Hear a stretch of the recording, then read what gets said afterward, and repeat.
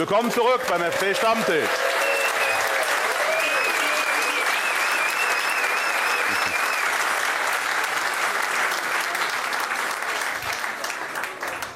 Wir haben jetzt das Geld im Sack sozusagen durch die Werbung. Das heißt, wir können weitermachen. Ich habe dich so barsch unterbrochen. Hau rein. Ein Punkt, weil wir auch gestern darüber gesprochen haben im Interview. Du hast gesagt, irgendwie, man müsste aufpassen bei der Konkurrenzsituation, dass man Spieler emotional nicht zu früh verliert. Was passiert in so einem Prozess und wie verhindert man das, wenn man... Verhindern ist schwierig. Also du kannst nur vernünftig mit dem Einzelnen umgehen und ihm immer wieder seine Wertigkeit auch aufzeigen. Aber auch dann. Aber am Ende wird der Spieler bewerten müssen. Und du kannst nur hoffen, dass er auf deine Argumentation eingeht. Und emotional verlieren bedeutet eigentlich, also wenn eine Mannschaft marschiert, da gibt es ja immer ein paar, die draußen sind, die auch auf der Tribüne sitzen, ja, die müssen schon mitmachen. Also die müssen schon dabei bleiben. Und wenn die auf der Strecke bleiben, ja, dann hast du über einen langen Zeitraum, dann kannst du Probleme bekommen. So, das ist, was ich damit gestern meinte. Aber wie gesagt, ich habe im Moment nicht den Eindruck, dass wir irgendjemanden verlieren, sondern ganz im Gegenteil. Die Gruppe ist schön kompakt und obwohl wir Konkurrenzkampf haben, die geht vernünftig miteinander um. Also im Moment gibt es keine Anzeichen für irgendwelche Störfaktoren. Wenn halt mal einer oben sitzt, also noch sitzt ja keiner auf der Tribüne. Ne? Also das, klar, wir haben noch eine frühe Phase, aber nichtsdestotrotz, der eine oder andere merkt natürlich schon, wie Hemdchen hin und wieder mal verteilt werden. Also deswegen, aber das stimmt, ist noch früh. Also solche Dinge kommen wahrscheinlich erst im Oktober, November. Dann werden wir das abwarten. Aber eine Sache würde mich noch interessieren, weil ich habe ja irgendwo gelesen, Simon Zoller wäre durchaus ein Kandidat für Bremen. Die auf wollen Sie den Kollegen in Bremen was dazu sagen oder ist da gar keine Anfrage? Gibt es einen Kommentar dazu? Er hat keine Anfrage gestellt und ich glaube, der weiß, wie die Regularien sind. Also von daher. Lassen wir uns doch mal über das Team an sich reden.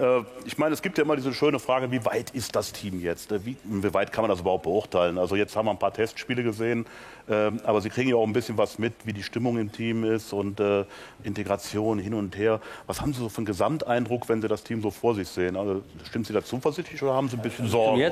Zum jetzigen Zeitpunkt muss ich sagen, ist das alles in Ordnung. Also die Körperlichkeit ist in Ordnung. Die waren am Ende des Trainingslagers waren die durch, die waren müde, ohne Wenn und Aber. Deswegen haben sie jetzt auch 2 freie Tage gehabt.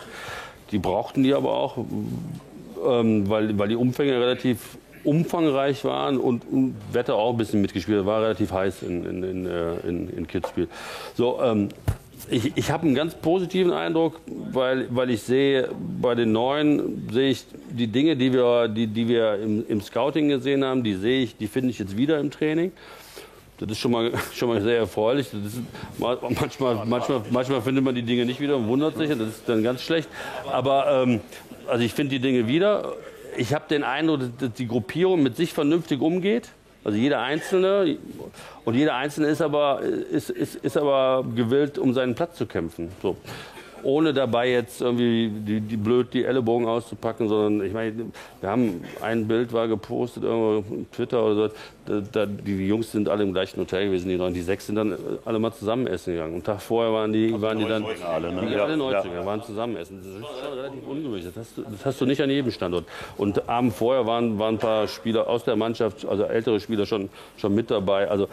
Also das funktioniert relativ reibungslos und geht schnell. So. Wie soll jetzt die Alten in Anführungsstrichen sich jetzt so ein bisschen hinten dran fühlen nach dem Motto, jetzt stehen die hier im Fokus und eventuell hat er mal einen Platz demnächst und also glaube ich nicht. Nein, also wir versuchen das Gefühl auch nicht zu vermitteln, sondern wir versuchen jedem zu vermitteln, pass auf, jeder Einzelne hier ist wertvoll, jeder Einzelne ist wichtig und wir werden jeden Einzelnen von euch brauchen.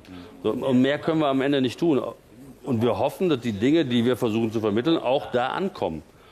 Aber wir können nicht mehr als mit denen vernünftig umgehen und denen halt auch sagen, pass auf, das ist schlecht, das musst du besser machen, da fehlt noch dies oder das ist super, mach weiter, das läuft schon alles in die richtige Richtung und die Dinge bei dem einen ein bisschen pushen, bei dem anderen ein bisschen drosseln, ein bisschen runterfahren und beruhigen. So, aber nochmal, also wie gesagt, ich habe einen ganz guten Eindruck. Das bin doch nicht ich. Aber hey. Aber hey.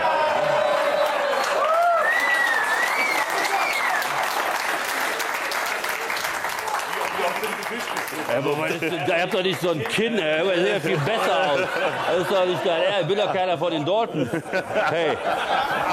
Aber wir haben noch ein bisschen Zeit. Kannst du noch mal üben? Das kann doch nicht wahr sein, ey. Aber also wir arbeiten noch dran. Obwohl, ich fand es sehr schlank. Also, ja, das ist eher, okay. kommt schon eher hin. Obwohl, das erste Bild war schlanker. Ne? Ja. Dann waren die Leute noch da. Thomas, zurück zum Thema. Du hast, glaube ich, auch schon eine ganze Menge Vorbereitungen gesehen, generell Vorbereitungsspiele. Hast du irgendwann mal erlebt, dass eine Vorbereitungsphase, dass du da auf eine Saison, die dann später folgte, dass du da schon gesehen hast, das wird dieses Jahr nichts oder das wird dieses Jahr gut? Es gab schon Vorbereitungen, da habe ich irgendwie gelesen, 11 Spiele, 11 Siege, kein Gegentor und die sind im ersten DFB-Pokalspiel ausgeschieden. Ich glaube, das war, nein, rede ich nicht, sondern ich glaube, das war, an so viele Siege kann ich mich in der Vorbereitung, und das war 83, glaube ich, das letzte Mal. Also das gibt's. Dann gibt's irgendwelche Vereine, die machen in der Vorbereitung, kriegen gar nichts hin. Paukenschlag im ersten Spiel, das klappt. Was schlecht ist, wenn du schon eine schlechte Saison hinter dir hast und dann auch durch die Vorbereitung taumelst, weil du dann natürlich schon, weil die Leute auch gar keine Geduld mehr haben. Gefährlich ist aber auch, letztes Jahr Stuttgart oder zum Beispiel der HSV kommt aus einer Scheißsaison im Vorjahr. Alle erwarten im ersten Heimspiel, ich habe das in Stuttgart damals auch erlebt, oh, jetzt kommt ein Aufsteiger, schlagen wir die. Dann hat der FC da gewonnen. Das war für Stuttgart schon der Anfang vom Ende, also aller Träume sind da durchgetaumelt. Also Vorbereitung hat nicht viel zu sagen. Was wichtig ist, ist die Gruppendynamik. Das sagt er gerade. Habe ich auch den Eindruck, wenn man so den einen oder anderen auch mal hört oder abseits am Trainingsplatz mal sieht. Ich glaube einfach, was man nicht ganz beeinflussen kann in der Vorbereitung, letztes Jahr konnte der FC sich immer auf seine Defensive verlassen. Also niemals ist die Mannschaft abgeschossen worden, selbst in München, wo du nach 10 Minuten Angst haben musstest. So, und das war immer ein ganz stabiles Fundament. Es kann dir aber auch passieren, dass du im ersten Spiel in der 89. verlierst, weil ein Abgefälschter da durchgeht und dann fängt der ein oder andere vielleicht mit sich auch an, ein bisschen zu hadern. Solche Sachen kannst du ja nicht beeinflussen. Aber ansonsten muss ich ganz ehrlich sagen, die Mannschaft ist gut verstärkt. Die Mannschaft hat das Potenzial auf jeden Fall, sage ich mal, zwischen 8 und 12 einzulaufen. Die Vorbereitung ist gut gelaufen. Also als FC-Fan würde ich mir im Moment relativ wenig Sorgen machen. Und als Manager schon gar nicht. Als Manager schon gar nicht. Also, da kann er sich ja ganz beruhigt entspannen. Alex, natürlich hast du auch schon eine ganze Menge Vorbereitungen erlebt. Und auch diese Phasen sind dir ja auch nicht neu. Rund um den ersten FC Köln, sage ich jetzt einfach auch mal. Bist ja da Experte. Wie würdest du jetzt diese mit anderen vergleichen? Es wird ja eigentlich immer gesagt, es war alles toll, das Trainingslager war super. Und ich kann jetzt einen drauflegen und sagen, eigentlich so langsam müssen wir Richtung Europa gucken, weil ich bin ja der Boulevardmann und der ist der Seriöse vom Fernsehen. Ja. Genau.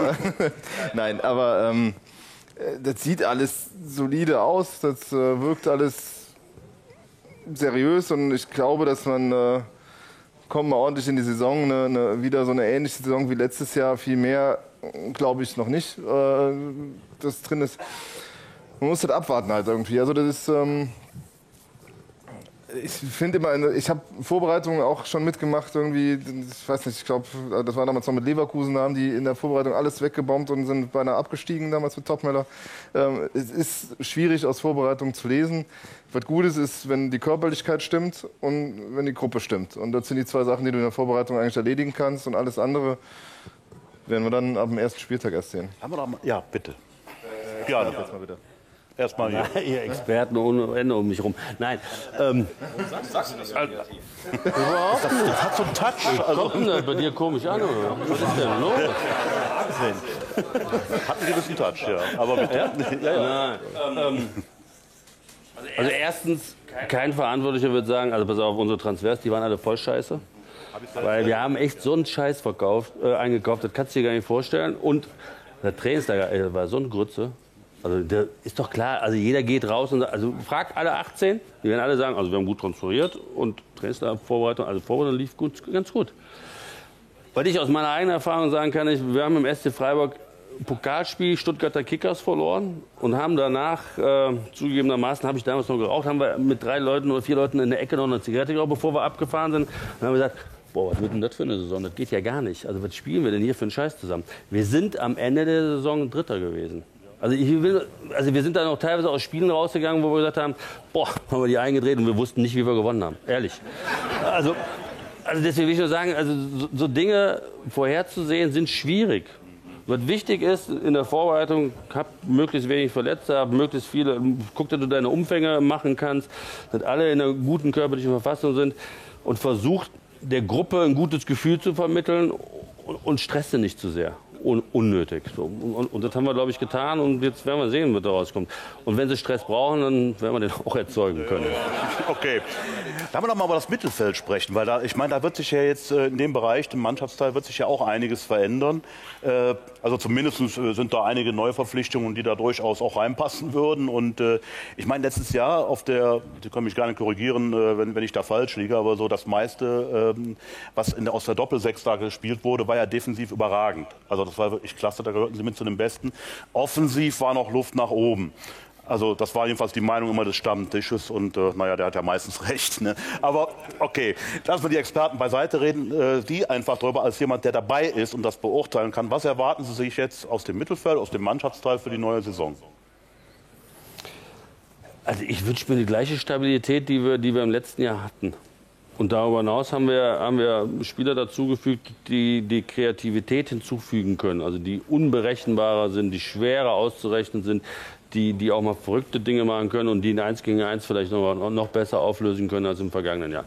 So, aber die Basis unseres Spiels und von guten Mannschaften ist sowieso die Basis immer auch eine wirklich gute Defensive. Mit einer schlechten Defensive wirst du nichts gewinnen auf Dauer. Das wird nicht funktionieren. So, und unsere Jungs waren letztes Jahr bereit, extrem viel zu arbeiten und zugegebenermaßen manchmal auch auf Kosten der Kreativität und des Spiels nach vorne. Das stimmt, ja. Aber ich meine, wir sind Aufsteiger gewesen. Das ist für uns extrem wichtig gewesen, nicht in komische Fahrwasser hineinzugeraten.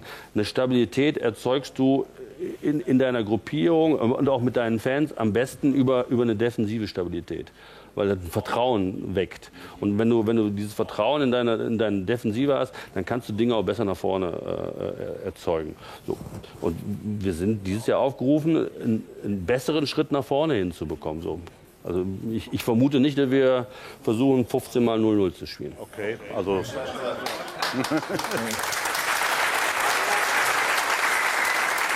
Ist notiert. Wobei ich da auch nichts gegen habe. Ich sage halt ganz ehrlich, wenn wir 15 mal 0-0 spielen und dann auch 15 mal 1-0 gewinnen, dann ist alles gut. Also der Grundstein dieses Selbstbewusstsein letztes Jahr war ja diese Anfangsphase mit den zu Nulls. Ne? Also das musst du ja sagen, da hat die Mannschaft halt einfach so ein Urvertrauen in sich gefunden, zu wissen, wir können mal nach vorne irgendwie Kacke spielen, aber viel brennt hier hinten nicht an. So, und daraus hast du als Aufsteiger natürlich schon mal einen Pfund, wo du sagen kannst. Aber ich darf mal ganz kurz daran erinnern, ne? Also wir sind ja mit wenig geschossenen, aber auch wenig Gegentoren in die Saison gestartet. Ne?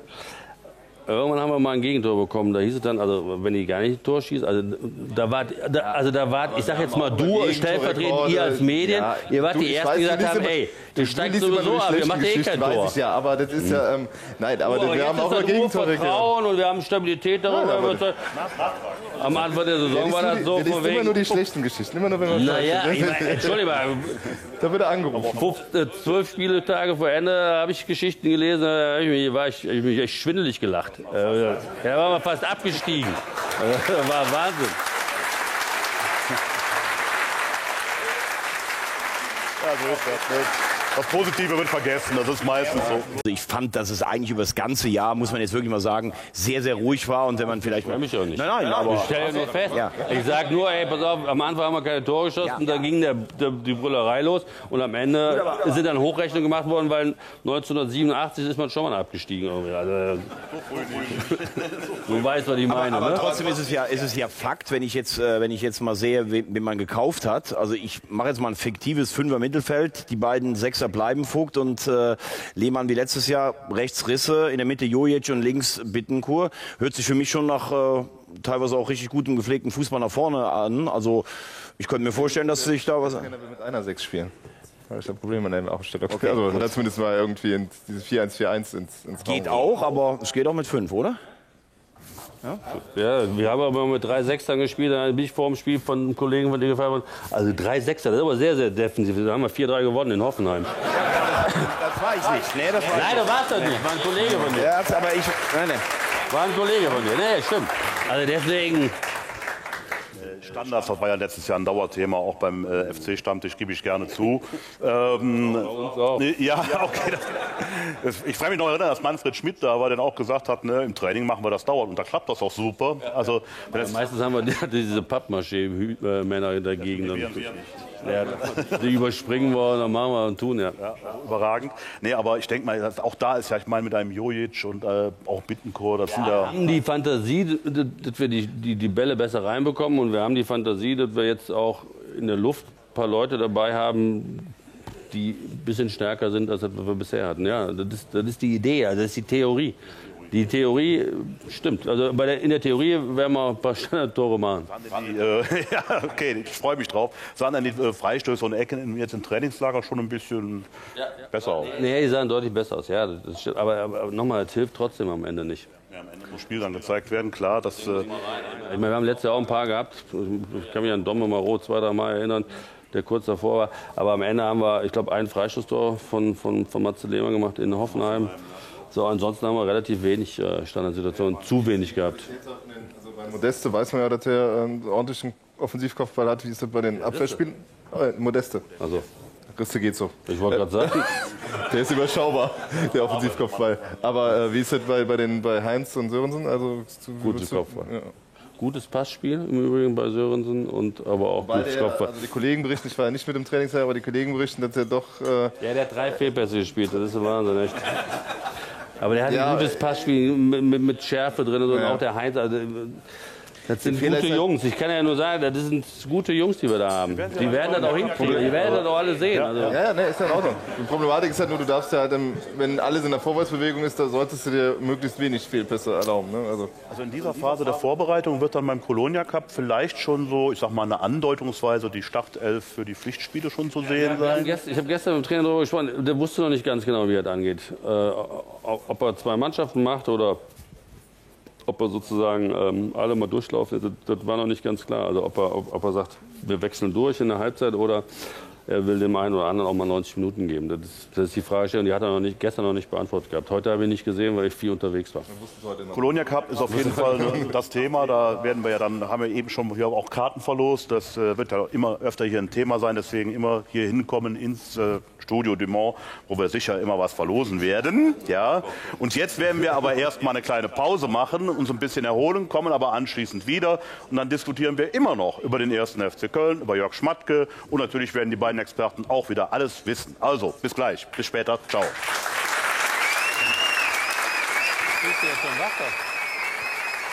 Zwischenwasser.